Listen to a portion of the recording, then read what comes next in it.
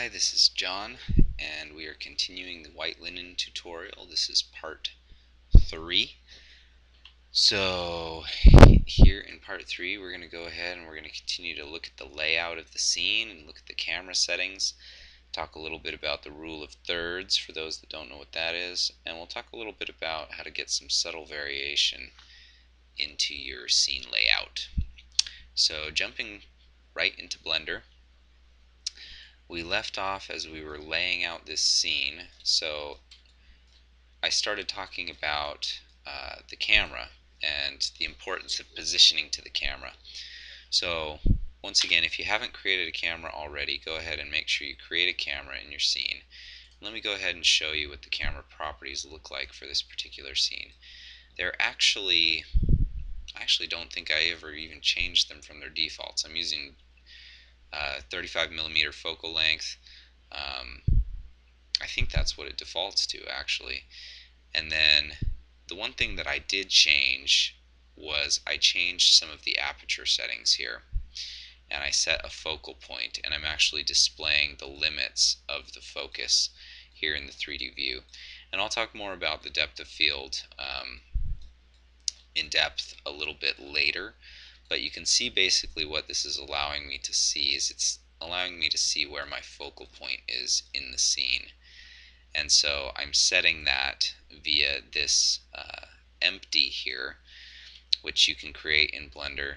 Just coming to your create menu and saying add empty. And so all this is it's basically a space locator, and you'll notice that as I move it around, my focal point is moving in my scene. And so I've gone ahead and I've called this locator here, I've called it focus point. And then in my camera settings, I've come in here to my camera settings and I've set the focus to be on focus point.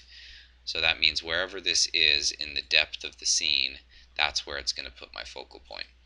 So that becomes very important for the depth of field, and we'll talk more about these settings with the aperture a little bit later.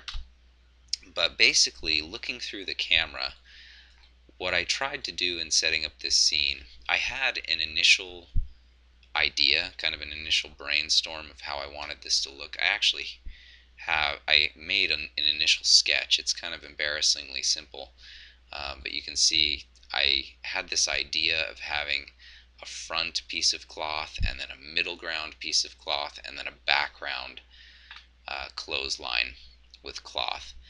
And that was kind of just all I had in my head at the time. I didn't know exactly what I wanted to do with this. I tend to do that sometimes. I'll just get an idea and I'll start to work it out in 3D. But when I came in here into the 3D scene, the thing that I played around with the most probably was the height of these different clotheslines. And we looked at this already in my first tutorial, but you can see how different the height of these clotheslines is. It's totally unrealistic to what a real clothesline scheme would look like. If I actually take this, let's go ahead and grab my back clothesline here.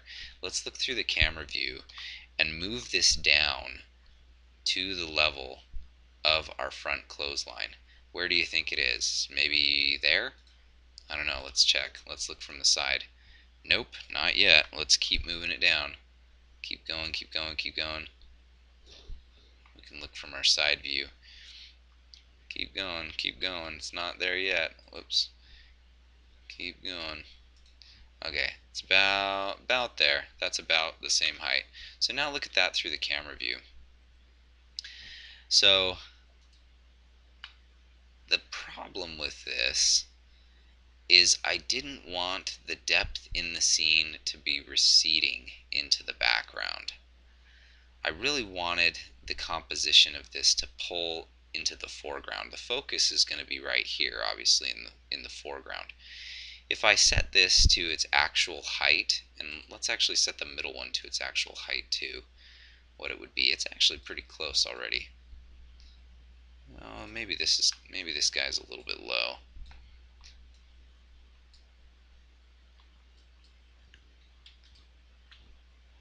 Make sure we deselect the camera. move it up just slightly. This middle guy, let's move down just slightly so that they're all about, well, that's not quite the right height, about there. So you can see what happens when these are all about realistic height. We get this feel that the scene is receding in 3D depth. I don't know if you notice that, but it feels like there's almost an invisible line pulling us into the back of the scene right here where I'm moving my mouse. And so it's kind of not the way you want the composition to be here. You want the composition to be in a way so that your focus goes to the main area of attention, right? And since these are all going to be white clothing, we can't count on contrast really between the different layers of clothing to draw our eye to one or another. And obviously I added this butterfly, which is a visual element, which is going to bring our focus to the foreground. And the depth of field will do the same. But we have to keep in mind the lines of the composition as well. So that's why I made sure that I set up these layers of clothesline the way I did, and actually through the camera view I positioned these until I liked where they sat in 3D space, even though it's not physically correct. I like this because it draws my eye into this area, so I can follow these clothesline lines, and they actually come down and they point towards my central area of focus, which is the butterfly. Another thing that most people that use Blender don't even know about is here in your camera settings we have composition guides, which can be really useful. So if you want to know where the exact center of your camera is, you can see it there. If you want to know where the center diagonal is, you can do that here. There's all sorts of them here. There's actually ones I don't even know, I've never even heard of them. Here you have the rule of thirds, here you have the golden ratio, there's some golden triangles and harmonious triangles. I hadn't much heard of these, but the rule of thirds and the golden ratio are pretty well known. So I used the rule of thirds for this particular composition. And what the rule of thirds does is it roughly breaks the frame up into three segmented columns, horizontal and vertical.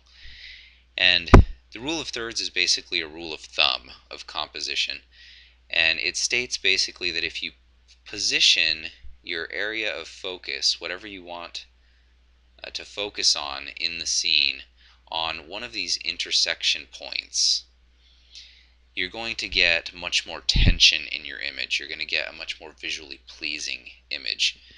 And there are a lot of theories around why that is, but it really does tend to work.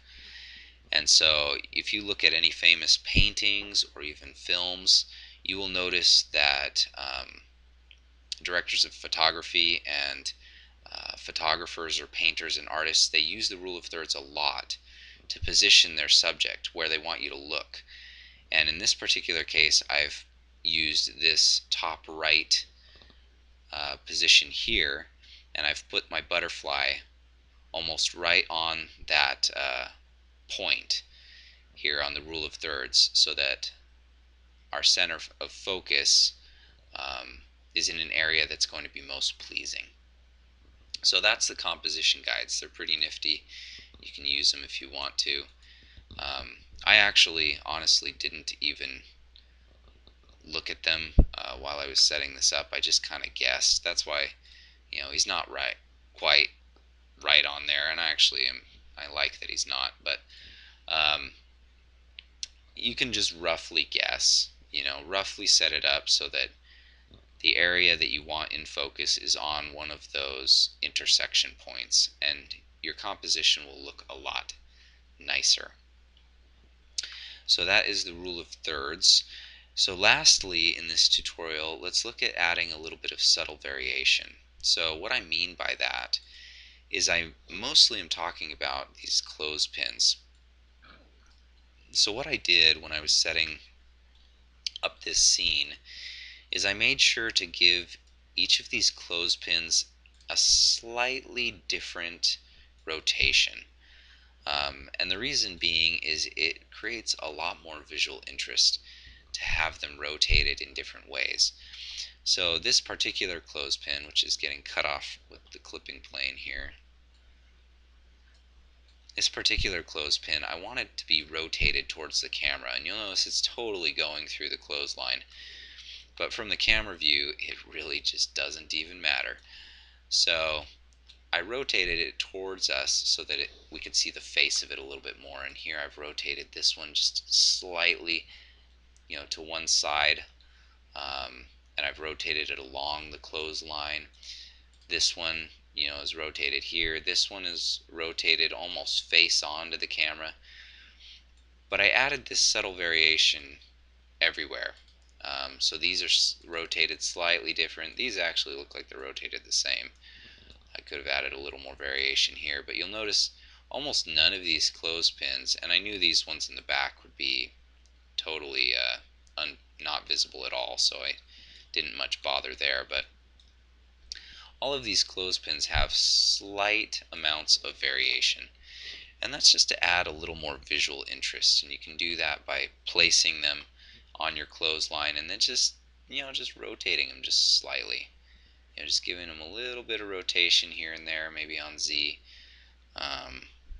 just to give them a little more interest and make it look a little more realistic. And so that's what I mean by adding little subtle variations. And I did the same thing actually with some of these clothing pieces. So these sheets are actually the same sheets, but you'll notice I varied them in length just slightly, and I did that here in Blender by just grabbing the bottom edge there and then hitting the G key and pulling it down. And I made sure my proportional editing tool was turned on before I did that.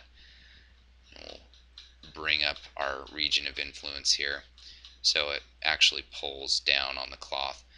So that's what I did to kind of change the length here.